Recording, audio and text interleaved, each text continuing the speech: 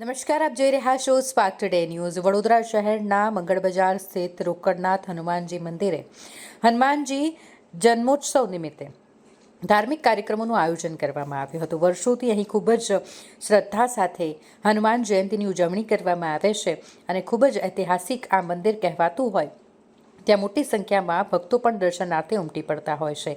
આજે હનુમાન જયંતી હોય, મોટી સંખ્યામાં ભક્તોએ પણ દાદાના દર્શન કર્યા। આજે દાદાને શણગારવામાં આવ્યા હતા અને સાથે જ અહીંથી શોભાયાત્રાનું પણ આયોજન કરવામાં આવ્યું હતું। સાથે જ અહીંના જે મહંત છે તેઓનું તો એવું પણ કહેવું છે કે અહીંયા જે રીતે મહાઆરતી હનુમાન દાદાની કરવામાં આવે છે તે ભારતભરમાં ક્યાંય નહીં થતી હોય। આજે હનુમાન જન્મોત્સવ હોય, વિવિધ ધાર્મિક કાર્યક્રમો સાથે અહીં ખાસ મહાઆરતી પણ કરવામાં આવી હતી। વડોદરાના દરેક રામ ભક્તોને અને હનુમાન ભક્તોને જય સિયારામ। 4 દરવાજા અને 4 કોટ વચ્ચેનું જૂનું વડોદરા, એમાં કોટની દિવાલમાંથી સ્વયંભૂ પ્રગટ થયેલા હનુમાનજી, એ વડોદરાનું હનુમાનજીનું સૌથી પ્રાચીન મંદિર છે। અહીંયા એમની સાથે બાજુમાં મકરધ્વજ મહારાજ અને અંજની માતા, આખો હનુમાનજીનો પરિવાર જે ભારતમાં કદાચ એકમાત્ર મંદિર હશે।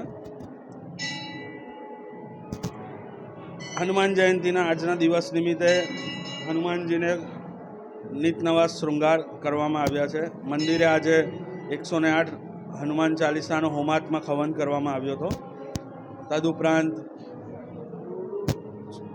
વડોદરા શહેરમાંથી નીકળનારી સૌથી જૂની શોભાયાત્રા આપણા મંદિરની અત્યારે જ હાલમાં મંદિરે આવીને પહોંચી છે।